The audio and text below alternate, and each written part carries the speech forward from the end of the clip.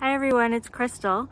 It's October 21st, I think, and I'm here out in my garden this morning, and I have to do some cleanup for fall, so prepare for the fall and winter. So I still have some summer squash, some beans, some corn, winter squash that I need to take out of the garden now, since we are heading into the time of frost coming. And I have to prepare the beds for planting of garlic, which should be happening now in the next few days. So I have a lot of work to do. So let's get started. So there's my nice compost pile full of leaves, grass clippings, household vegetable waste, eggshells, and I'm just gonna throw all my summer plants onto that pile for composting as well. So this is like a squash plant here, which I'm going to take out. I've harvested the squash off of it. Some people like to just cut off at the soil level, and you can actually just leave the roots in the ground to feed the soil over the winter, or if it's just a small amount of root, you can always just pull it up if you like to be a little more tidy. But I think that leaving the roots in the soil over the winter to break down and feed the soil, that's probably a good thing as well. So these squash, this was a volunteer squash, so there kind of looks like it's just a cross-pollinated sort of an acorn squash. I guess we're gonna just see how they taste. I do also have some nice buttercup squash here, which I'm going to pick.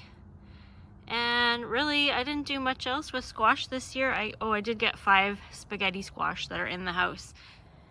And this is my pumpkin plant, which unfortunately got started too late. And that's my little baby pumpkin that never amounted to anything. So next year I'll have to make sure and start the pumpkins quite a bit earlier.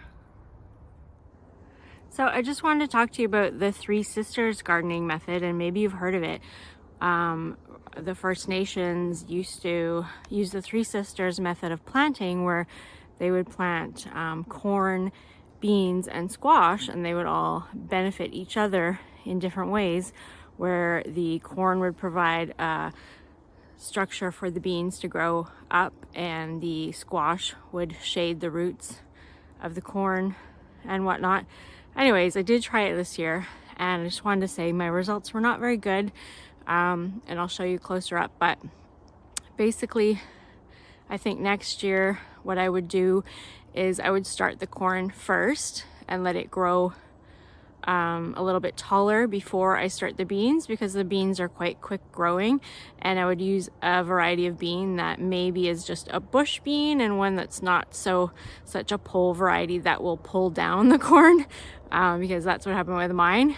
And the squash seemed to be okay. The zucchini worked quite well, but if you have something like that's more of a vine, like a spaghetti squash, that might also try to climb your corn and then pull it down.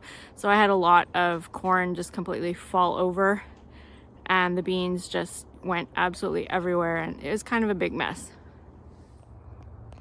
So here's my corn and bean mess, my Three Sisters. Now you can see that my corn is not super developed. It was started pretty late, so obviously I should have started it earlier, but we were redoing this garden space, so I ended up starting it later than I had hoped. But anyways, what happened was the rattlesnake beans that I planted underneath the corn overtook the corn and overtook my stakes and everything, and just like pulled everything right down, right to the ground.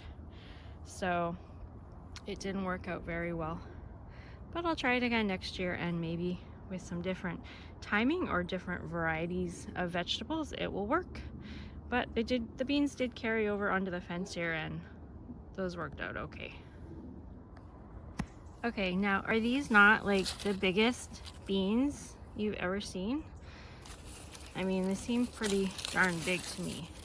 These are a rattlesnake bean, and they kind of went crazy here pulling my corn down, but I'm just quite surprised at like the size of them, you know. So I'm gonna let these ones dry out for seed for next year. So you can see that my corn is still pretty immature. This is probably like one of the biggest ears of corn that we got. So yeah, they're not very big, but what I'm gonna do is I'm gonna save even the smallest ones, because actually if you open them up, there are some pieces of corn in there, and what I'll do is I'll just dry them and we'll save them for seed for next year. So it's all is not wasted. All right, so here is the finished product. I've cleaned out the garden bed that had all the corn and the beans and the squash in it.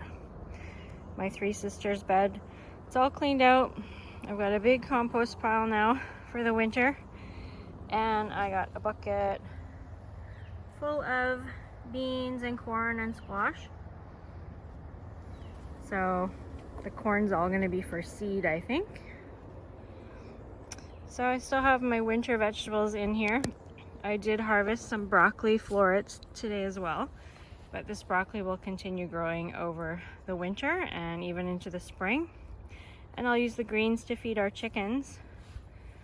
Same with the cabbage. I've got green cabbage and red cabbage, but the heads are pretty small and they're pretty eaten up by cabbage moth. So a lot of the greens I just grow to feed the chickens over the winter so that they get some fresh greens every day. But next year I can put some row cover over my greens to prevent all that damage from the cabbage moth, as you can see. But anyways, the rest of the garden is going good. I've got some carrots still in there, which I'll be leaving. I've got turnips, which I'll be harvesting some of them soon. It looks like some of them are getting pretty decent size, so I can probably harvest some of those. And those are some other Brussels sprouts and broccoli greens that I'm gonna feed for the chickens. I've got a lot of kale growing here, and I've got some new starts. These are my fall starts of more Brussels sprouts and some more collards and greens and things like that. I do have to harvest the potatoes still. Right over here is my potato bed, and you can see that I do have some potatoes. The ones on top are getting green, but if we dig around under there, this whole bed is full of potatoes, so I'm going to be pulling those out soon as well. So still lots more work to do here in the fall garden, but I'm making some progress. I do still have some scarlet runner beans here. So these are really large beans. If you've never grown them, they're like a speckled purpley black bean. So if you wait to harvest these until they're like this big, you're going to have to use them as a dried bean for boiling or whatever. But if you harvest them when they're still smaller, that's probably even a bit too big, but you know, when they're more immature, they're not too bad for slicing up or Frenching and then just frying up with a little bit of butter, garlic. But anyways, all these beans here that I have, I'm leaving on the vine right now so that I can harvest them for seeds for next year. And actually my main reason for growing these this year was for the flowers for our honeybees, because they really love the flowers. I have no more flowers, but I'll show you a photo of those flowers since they're very beautiful.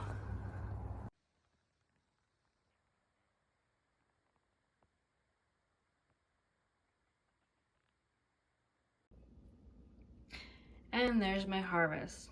Not too bad. 5 spaghetti squash, some acorn squash, some buttercup squash, a little bit of broccoli, zucchini, some small corns, blue leg pole beans, and the rattlesnake beans, which are just gonna be for seed. The blue leg pole beans look really nice though, so looking forward to eating some of those. Not too bad.